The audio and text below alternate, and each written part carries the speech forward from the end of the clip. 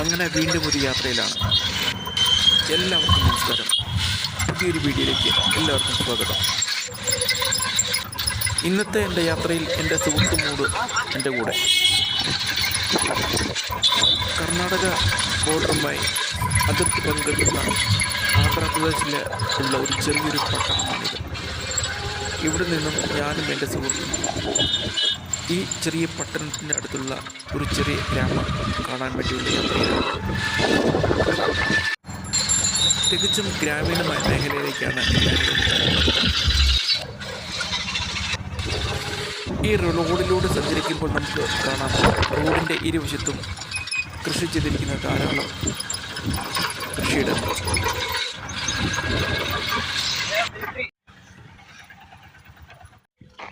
ഈ കാണുന്ന വഴി ഏതോ ഗ്രാമത്തിലേക്കുള്ളതാണ്. ചുമ്മാ പോയി നോക്കുവാണ്.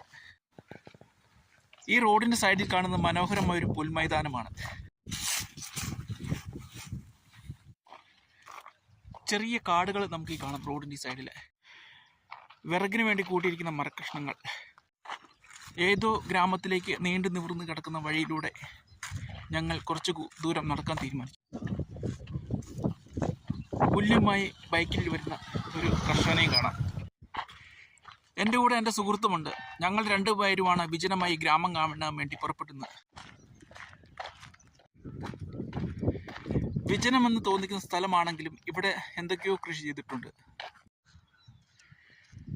ഇതൊരു ചെറിയ മാന്തോട്ടമാണ്. മാമൂൻ തൈകളെല്ലാം വളർന്നു വരുന്നതേ ഉള്ളൂ. ഇവിടെ കുറേ മൺകൂനകൾ കാണാം. എവിടുന്നോ കൊണ്ടിട്ട മൺകൂനകളാണ്.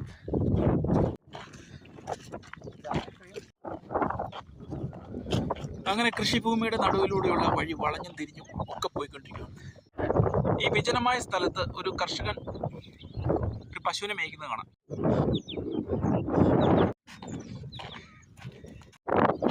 ഗ്രാമത്തിലേക്ക് നീണ്ടുപോകുന്ന വഴി അരികിൽ നിൽക്കുന്ന ഒരു മരമാണ് കാണുന്നത്. മനോഹരമായ പ്രദേശമാണിത്. പച്ചപ്പുല്ലുകൾ ധാരാളമുണ്ട്. പശുവിനെ വളർത്തി ഇവിടെ തന്നെ കൂടിയാലോ എന്ന് ആലോചിക്കുക. അതിന് മാത്രം പുല്ലുണ്ട് പശുവിനെ കൊടുക്കാൻ ഇവിടെ. ഈ ഗ്രാമത്തിൽ നിന്നുള്ള വഴി വന്നു ചേർന്നത് ഇവിടെ ഒരു പ്രൈവറ്റ് ആയിട്ടുള്ള മിലിറ്ററി ട്രെയിനിങ് സെൻറ്ററിലേക്കാണ്. മിലിറ്ററിക്ക് ആവശ്യമായ ട്രെയിനിങ് കൊടുക്കുന്നതിന് വേണ്ടി നിരവധി സംവിധാനങ്ങളാണ് ഇവിടെ ഒരുക്കി വച്ചിരിക്കുന്നത്. ആ മിലിറ്ററി ട്രെയിനിങ് സെൻറ്ററിൻ്റെ നടുവിലൂടെയാണ് ഞങ്ങൾ പോയിക്കൊണ്ടിരിക്കുന്നത്. നമുക്കിപ്പോൾ കാണാം ഇവിടെ ധാരാളം കുട്ടികൾ കളിക്കാൻ വേണ്ടി വന്നത്. ഇന്നൊരു സൺഡേ ആയതുകൊണ്ടാവാം. ട്രെയിനിങ്ങിന് ആവശ്യമായ നിരവധി കാര്യങ്ങളാണ് ഇവിടെ ഒരുക്കി വച്ചിരിക്കുന്നത്. ഈ രീതിയിലാണ് ഇവിടെ ട്രെയിനിങ് കൊടുത്തുകൊണ്ടിരിക്കുന്നത്. കുട്ടികൾ കളിക്കുന്നത് നമുക്ക് കാണാം. ഒരു ബൈക്കിനെങ്കിൽ മറ്റൊരു ബൈക്ക് പൂർവ്വമേ കാഴ്ച. ഇവിടേക്ക് എന്തൊക്കെയോ ഒരുക്കിയിട്ടുണ്ട്. അങ്ങനെ ഞാനും എൻ്റെ സുഹൃത്തും അവിടെ നിന്ന് ഇറങ്ങി റോഡിലൂടെ പോയിക്കൊണ്ടിരിക്കുകയാണ്. ഒരു മൈതാനം കാണാം. അവിടെ വിശാലമായ ഒരു മൈതാനം നമുക്കവിടെ കാണാം.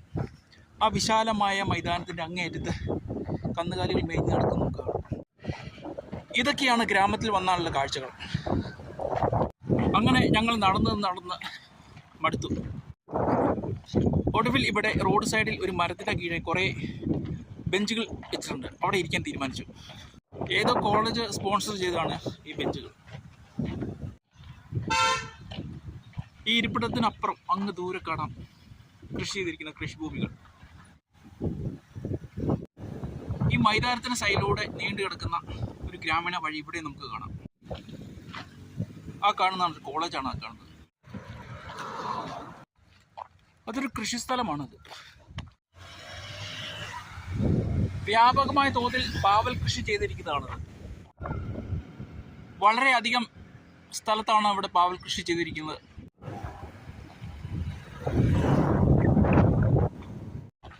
അടുത്ത കൃഷിക്ക് വേണ്ടി ഒരുക്കിയിട്ടിരിക്കുന്ന സ്ഥലം ഗ്രീൻ ഹൗസും അടുത്ത് തയ്യാറാക്കിയിട്ടിരിക്കുന്ന കൃഷിസ്ഥലമൊക്കെ കാണാം. ഗ്രാമപ്രദേശമായതുകൊണ്ടാണ് കൃഷിസ്ഥലം ഒരുക്കിയിട്ടിരിക്കുന്നത്. ഗ്രാമത്തിൽ നിന്ന് വരുന്ന വഴിയാണിത്.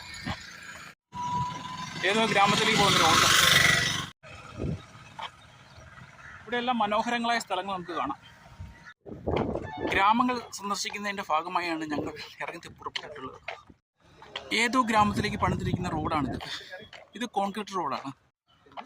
ഇവിടെ റോഡിൻ്റെ സൈഡിൽ തന്നെ പണിതിരിക്കുന്ന മനോഹരങ്ങളായ കെട്ടിടങ്ങളും കാണാം.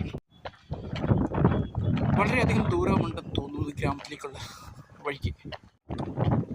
ആ നിൽക്കുന്ന വലിയൊരു പുളിമരമാണ് പന്തലിച്ച് നിൽക്കുന്നത്. ഇവിടെ എല്ലാം കൃഷി സ്ഥലങ്ങളാണ്. അതോടൊപ്പം തന്നെ അതിര് നിർണയിച്ചിട്ടിരിക്കുന്ന സ്ഥലവും കാണാം.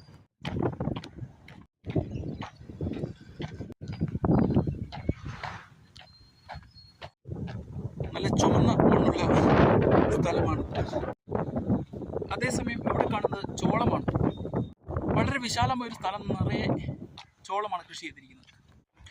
എൻ്റെ സുഹൃത്ത് ആണ് മുന്നിൽ പോകുന്നത്. അങ്ങ് ദൂരെ കാണുന്ന ഒരു സ്കൂളാണ്.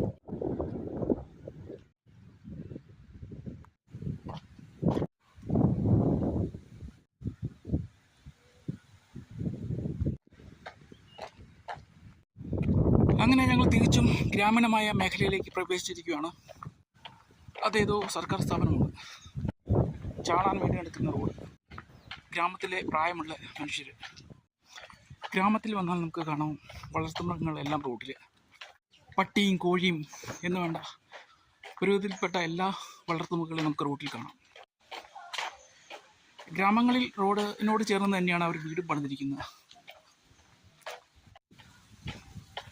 ഇവിടെ വീടിൻ്റെ മുറ്റത്ത് തെങ്ങ് കാണാം, നമ്മുടെ നാട്ടിലുള്ളതുപോലെ. എൻ്റെ നേരെ മുമ്പിൽ കാണുന്നത് കൃഷിഭൂമിയാണ്. മനോഹരമായൊരു കൃഷിഭൂമി. അങ്ങനെ നടന്ന് ഞങ്ങൾ വഴി തെറ്റി ഒരു ഏതോ കാട്ടുമുക്കിലെത്തി. അങ്ങനെ കാടാണെങ്കിലും ഇവിടെ എല്ലാം കൃഷിഭൂമിയുള്ള സ്ഥലമാണ്. വളരെ മനോഹരമായ സ്ഥലങ്ങൾ. ഇതെല്ലാം വിറകാണ്. കൃഷിഭൂമി.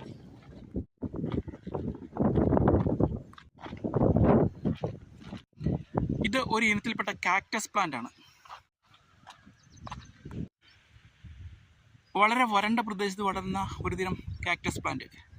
ഇവിടെ നിൽക്കുന്ന ഈ ചെടികളിലെല്ലാം ഒരുതരം പൂക്കളെ കാണാം. ചെറുതാണെങ്കിലും വളരെ മനോഹരമായ പൂക്കളാണിത്. റോസ് നിറത്തിലുള്ള വളരെ മനോഹരമായ പൂക്കൾ. അങ്ങനെ ഇടവഴി അങ്ങനെ നീണ്ടു പോകുകയാണ്. ഏതോ ഒരു പക്ഷേ ഈ ഇടവഴി ചെന്ന് ചേർന്നത് മെയിൻ റോഡിലേക്ക് ആയിരിക്കാം എന്ന് വിശ്വസിക്കുന്നു. അങ്ങ് ദൂരെ എൻ്റെ സുഹൃത്ത് പോകുന്നതാണ്. ഇവിടെയും കാണാം നമുക്ക് ധാരാളം വിജനമായ സ്ഥലങ്ങൾ. വിജനമായ സ്ഥലത്തിലൂടെ നീണ്ടുപോകുന്ന ഒറ്റയടിപ്പാത. എൻ്റെ സുഹൃത്ത് നടന്നു കിടന്നപ്പം എവിടെ എത്തിച്ചേർന്നുണ്ടാവാം. ഇവിടെ വരുമ്പോൾ ഈ ഒറ്റയടിപ്പാത രണ്ടായിട്ട് തിരിയുന്നു. എന്തായാലും ഈ വഴി പോയി നോക്കാം. ഈ വഴി പോകുന്നത് ചെറിയൊരു കാട്ടിലേക്കാണ്. ചെറിയൊരു കാട്. മറ്റൊരു സൈഡിൽ നമുക്ക് കാണാം ചിതൽപ്പുറ്റ്.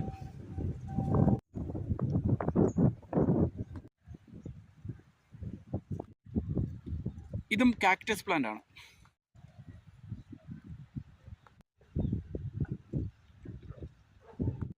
എന്തായാലും ഞാൻ ആ വഴിയിലൂടെ അധികം ദൂരെ പോകണ്ട് വീണ്ടും തിരിച്ച് നടക്കുകയാണ്.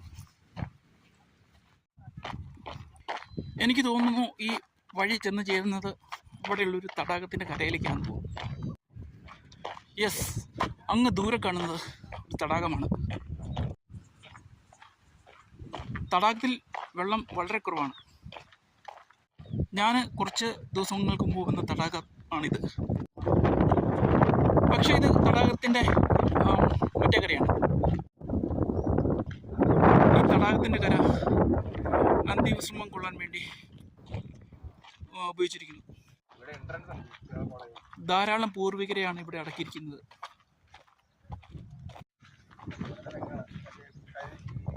അതെ, അങ്ങനെ ഞാൻ നടന്ന് ആ തടാകത്തിൻ്റെ മറുകരയിലെത്തി. മഴക്കാലമായെങ്കിലും ഇവിടെയൊന്നും വെള്ളമായില്ല. എന്തായാലും തടാകക്കരയിലേക്ക് ഇറങ്ങാൻ തീരുമാനിച്ചു.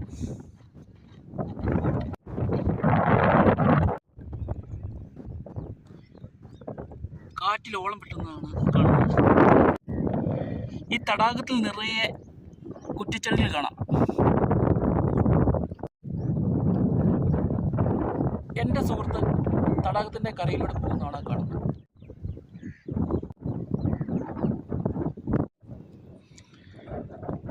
തടാകത്തിലെ വെള്ളത്തിൽ കാറ്റ് വീശുമ്പോൾ കുളമുട്ടുന്നതാണ് കാണുന്നത്. വളരെ മനോഹരം ഒരു കാഴ്ച. വളരെ അധികം ദൂരത്തിൽ പരന്നു കിടക്കുന്നതാണ് തടാകം. അങ്ങനെ തടാകക്കരയിൽ നിന്ന് ഞാൻ തിരിച്ചു കയറുകയാണ്. തടാകത്തിൻ്റെ മറ്റൊരു ദൃശ്യം. തടാകത്തിൻ്റെ കരയിലൂടെ ഈ വഴി കുറേ അധികം ദൂരമുണ്ട്. ഒരു പക്ഷേ ഏതോ ഗ്രാമത്തിലേക്ക് പോകുന്നതാണ്. ഇത്തരത്തിലുള്ള ധാരാളം കുറ്റിച്ചെടികളാണ് തടാകം നിറയെ ഉള്ളത്. ഒരുപക്ഷെ വെള്ളമുള്ളപ്പോൾ ഇവിടെ എല്ലാം വെള്ളം കയറുന്ന സ്ഥലമായിരിക്കാം. അങ്ങ് ദൂരെ ഉള്ള തടാകക്കരയിൽ ഇരുന്ന ആൾക്കാർ മീൻ പിടിക്കുന്നത് കാണാം.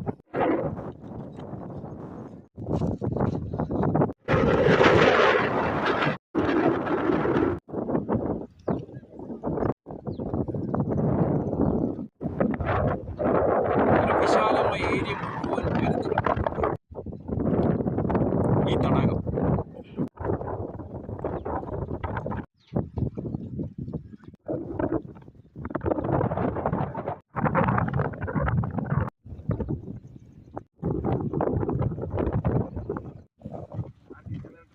അങ്ങനെ തടാകക്കരയിൽ നിന്ന് ഞങ്ങൾ പോകാൻ തീരുമാനിച്ചു.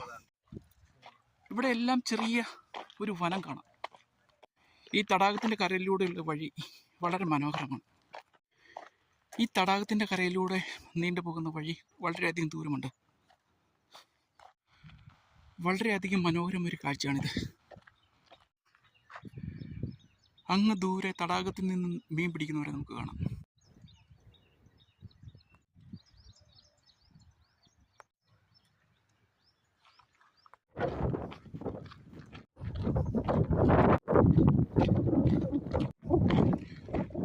ഈ വഴിയുടെ ഒരു സൈഡിൽ തടാകവും മറു സൈഡിൽ ചെറിയൊരു വനവും.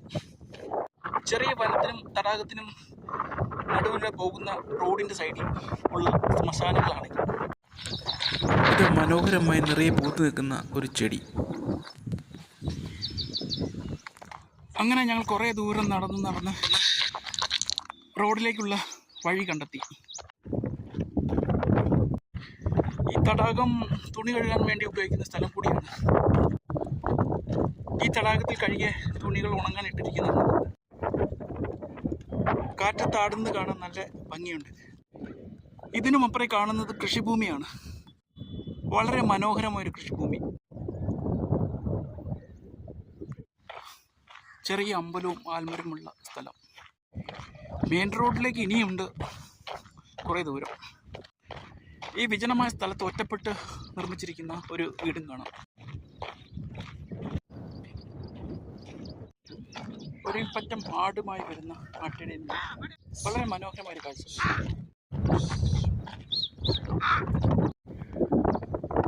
ആട്ടിടയന്മാർ പുറപ്പെടുവിക്കുന്ന പ്രത്യേക ശബ്ദത്തിലൂടെയാണ് ആടിനെ നിയന്ത്രിച്ചു കൊണ്ടുപോകുന്നത്.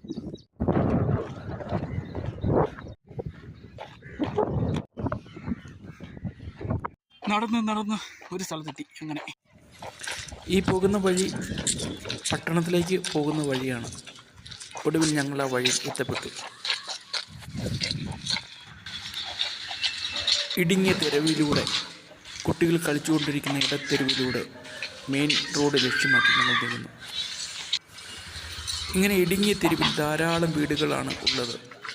റോഡിൽ ഇരുവശവും അടുത്തടുത്ത്. ഇതെല്ലാം റെസിഡൻഷ്യൽ ഏരിയയാണ്. ആ ഏരിയയിലൂടെ ഞങ്ങൾ മെയിൻ റോഡ് ലക്ഷ്യമാക്കി പോയിക്കൊണ്ടിരിക്കുകയാണ്.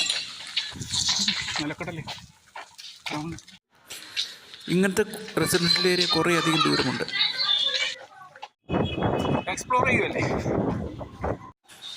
അങ്ങനെ കുറേ നടന്ന് കഴിഞ്ഞപ്പോൾ നമുക്ക് വിശന്നു. ഭക്ഷണം കഴിക്കാൻ വേണ്ടി ഒരു ഹോട്ടലിൽ കയറി.